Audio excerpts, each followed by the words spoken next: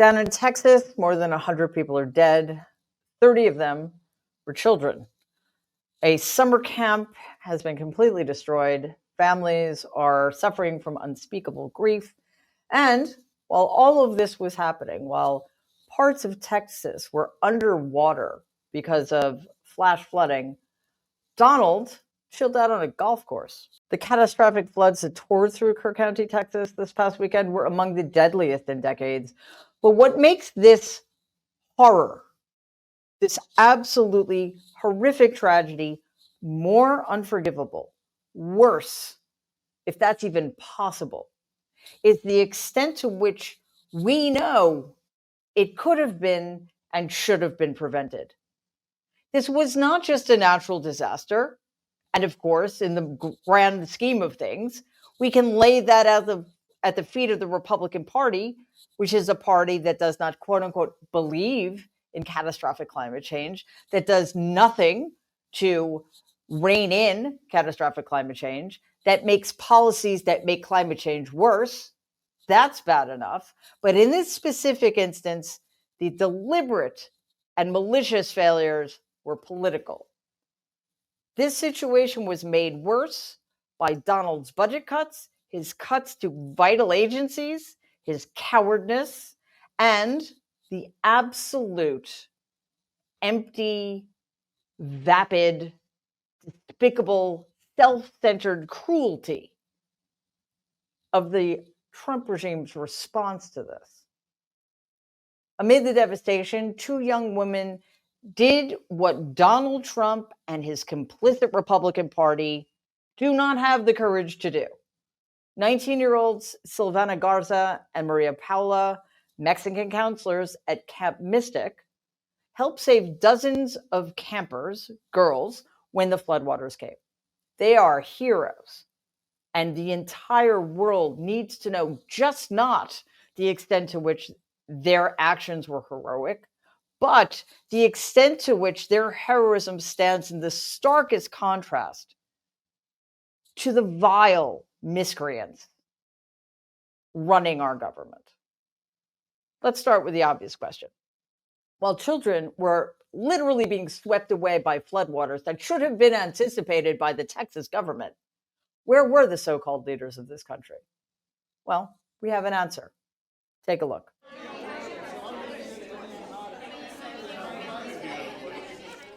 I've run out of words to describe the depth of my contempt for that grotesque, malignant, narcissistic creature, because that clip was taken the same day that rescue crews were pulling backpacks and dead bodies from the Guadalupe River. Yes, all presidents need a break, except this one, because all he does is take breaks. He does not do work ever. And he never does work for the American people. Now, of course, while Donald was eating his fucking ice cream, his enablers and sycophants were offering up their usual thoughts and prayers as if this were just another school shooting, and somehow deciding that this would be an appropriate time to declare Donald of all people, a hero for signing a disaster declaration. This after the damage had been done and 108 people were already dead. I want to spend a couple of minutes talking more about Silvana Garza and Maria Paula. They were counselors at Camp Mystic, an all-girls Christian summer camp that has lost 27 campers and counselors to this disaster. The camp is split between 2 locations, one right on the Guadalupe River and a second newer branch, which is located farther south and at a higher elevation.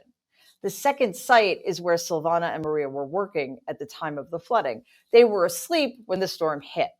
There was a massive lightning storm that caused the power to go out. The water began rising at an alarming rate.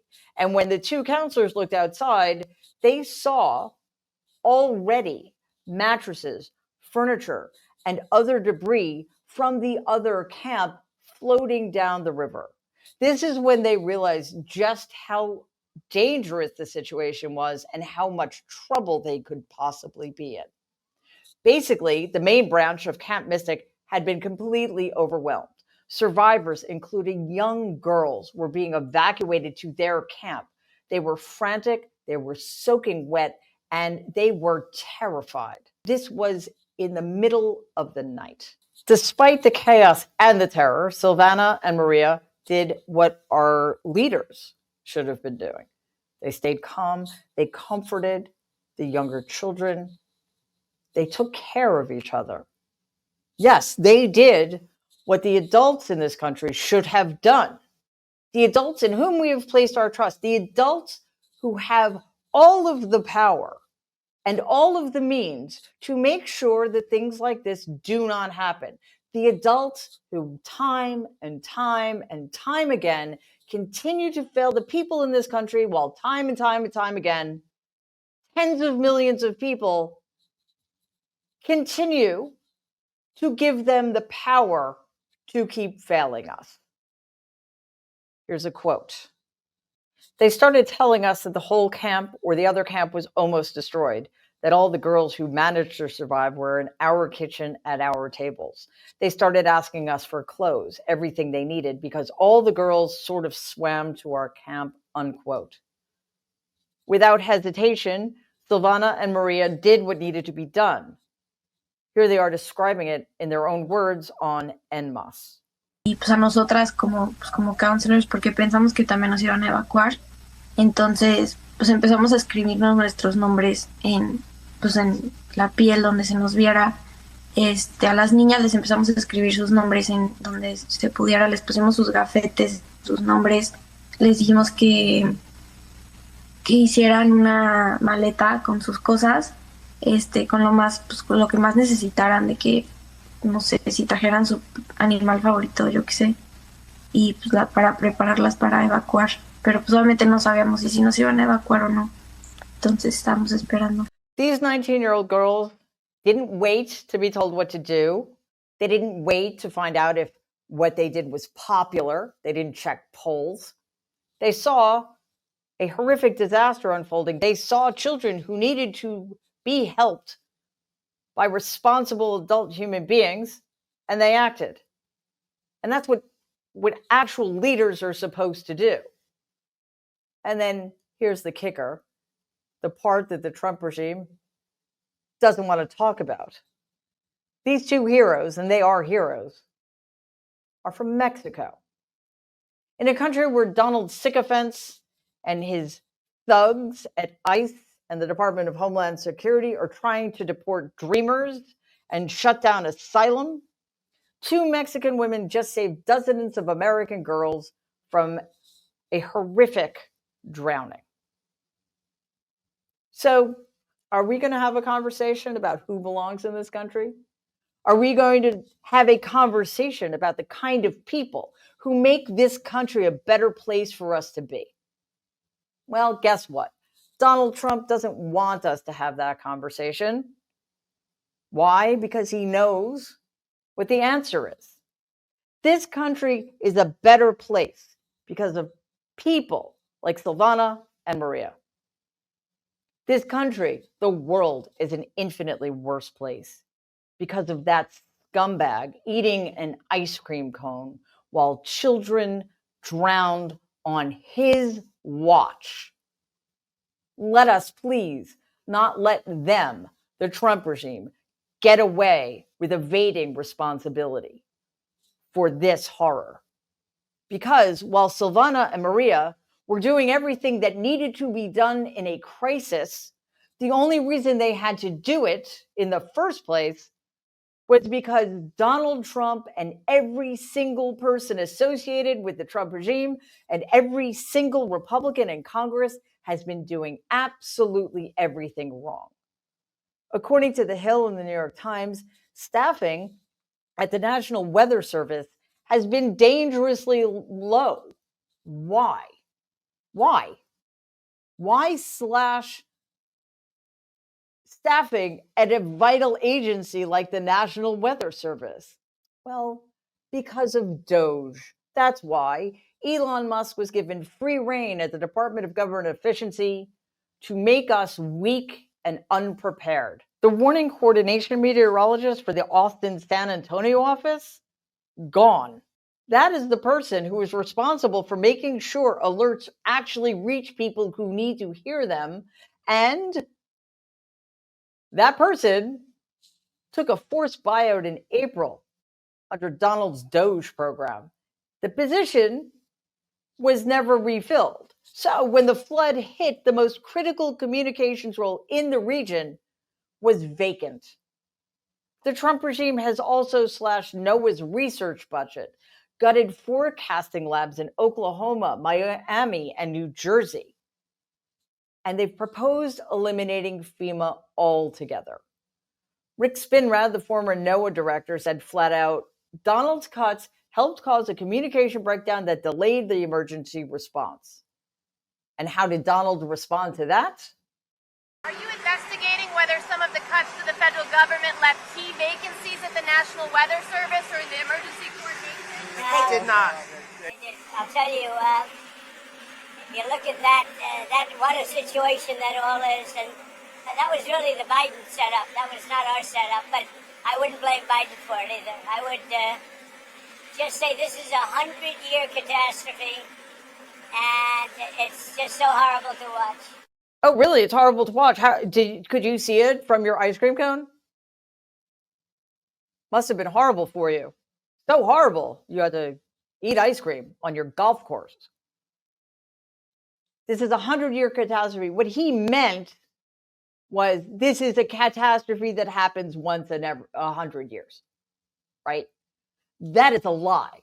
This is the kind of thing that happens all the time now, especially when Republicans are in charge. That is the first time Donald Trump has not blamed Joe Biden. Of course, he referenced him, but why did he stop short of blaming him? I don't know if you remember this, but back in 2023 or 2024, when a hurricane hit North Carolina, Donald basically centered parts of his campaign around blaming Joe Biden for not helping enough. That was all a lie, too. Why stop short of blaming Biden now? Because Donald Trump doesn't want anybody to be blamed. Because if you scratch 1/1 millionth of an inch below the surface, the blame will lead you directly to every single Republican who had a part in this. Starting with Greg Abbott, the governor, and Donald Trump, the fucking president of the United States of America. And speaking of which, he didn't blame Greg Abbott either. Why? Well, must be because he's not Gavin Newsom. So while families frantically search for their missing daughters, Donald's loyalists are trying to burnish his image. Ted Cruz said that Donald was doing, quote unquote, everything Texas needs, unquote.